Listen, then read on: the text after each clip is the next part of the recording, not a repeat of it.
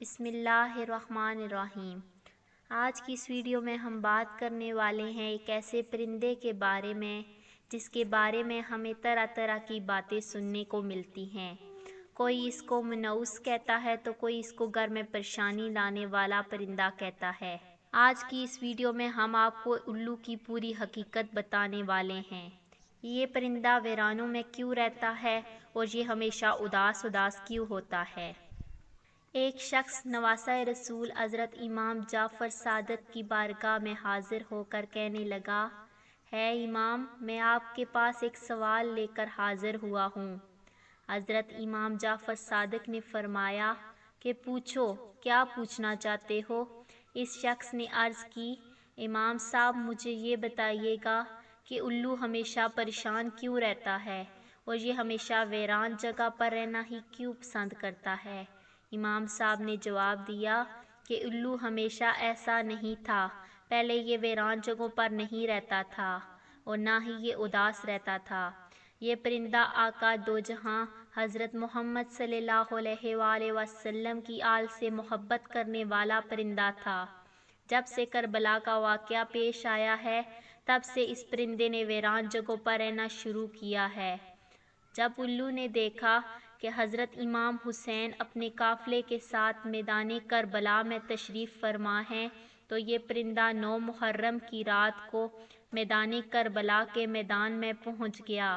وہاں پہنچ کر اس پرندے نے امام حسین رضی اللہ تعالیٰ عنہ سے عرض کی، ہے نواسہ رسول، آپ مجھے حکم کریں تو میں ابھی الوؤں کی فوج لے کر آ جاتا ہوں اور ہم آپ کے ساتھ مل کر لڑیں گے۔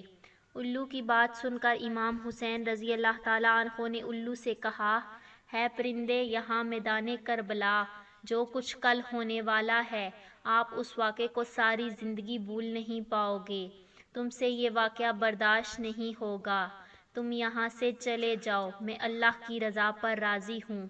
حضرت امام حسین رضی اللہ تعالیٰ عنہ کی زبان مبارک سے یہ الفاظ سن کر الو بہت ہی پریشان ہو گیا۔ اس پرندے نے امام حسین رضی اللہ تعالیٰ عنہ سے بار بار یہ ضد کی کہ میں یہاں سے نہیں جاؤں گا۔ الو کے بار بار ضد کرنے پر مولا حسین رضی اللہ تعالیٰ عنہ نے اس الو کو میدان کربلا میں رکنے کی اجازت دے دی۔ اس طرح الو نے تمام واقعہ اپنی آنکھوں سے دیکھا کہ کس طرح یزید کی فوج نے امام حسین اور ان کے جانشینوں کو کس طرح شہید کیا۔ آل محمد صلی اللہ علیہ وآلہ وسلم کی اولاد کے ساتھ یزید نے کیا سلوک کیا۔ الو نے سب شہیدوں کو شہید ہوتے ہوئے اپنی آنکھوں سے دیکھا۔ جب شہیدوں اور حضرت امام حسین کے سر مبارک کو بدن سے جدا ہوتے ہوئے دیکھا، حضرت محمد صلی اللہ علیہ وآلہ وسلم کی آل پر یزیدی فوجوں کا ظلم اپنی آنکھوں سے دیکھا تھا، کس طرح امام حسین رضی اللہ تعالیٰ عنہ کے سر مبارک کو بدن سے جدا کیا گیا، کس طرح انہوں نے حضرت امام حسین رضی اللہ تعالیٰ عنہ کے جسم مبارک کو اذیتیں دیں۔ جب یہ سب کچھ ہو رہا تھا تو الو یہ سب کچھ دیکھ رہا تھا۔ یہ سب واقعہ دیکھنے کے بعد الو کے دل و دماغ پر انسانوں کے لیے نفرت پیدا ہو گئی۔ الو نے یہ واقعہ آ کر اپنے تمام خاندان کو سنایا۔ اس دن کے بعد الو کے دل میں انسانوں کے لیے نفرت کے سوا کچھ نہیں رہا۔ یہی وجہ ہے کہ الو نے اپنے آپ کو انسانوں سے دور کر لیا۔ الو حضرت محمد صلی اللہ علیہ وآلہ وسلم کی آل سے بہت ہی محبت کرنے والا پرندہ تھا، لیکن لوگ اس پرندے کو منحوس سمجھتے ہیں۔ آج کل کے لوگ یہ خیال کرتے ہیں کہ اگر ہمارے گھر کے آس پاس الو بول دے تو ہم پر کوئی نہ کوئی مصیبت آ جائے گی، ہمارے گھر کے اوپر الو آ کر بیٹھ گیا تو ہمارے گھر کوئی آفت ضرور آئے گی۔ دوستو، الو کو منحوس کہنا جاہلانہ سوچ ہے۔ الو کے بولنے سے نہ گھر میں آفت آتی ہے نہ کوئی پریشانی آتی ہے، یہ تو بیچارہ معصوم سا جانور ہے۔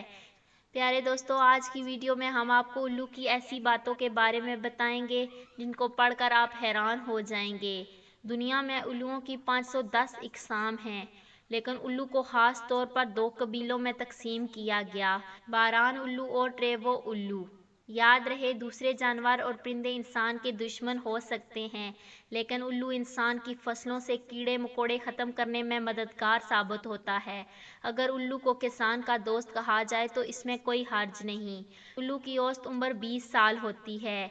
उल्लू अपना घर दरख्तों पर बनाते हैं। इसके अलावा उल्लू वीरान जगहों और कुओं में भी अपना बसेरा बनाते हैं। प्यारे दोस्तों, बेशुमार मुल्कों में लोगों के अकीदे उल्लू के बारे में मुख्तलिफ ही देखने को मिलते हैं। बरतानिया में उल्लू के बोलने को मनहूस समझा जाता है। कनाडा वालों का ख्याल है कि अगर 3 दिन उल्लू मुसलसल बोले तो किसी की मौत वाक़या होती है।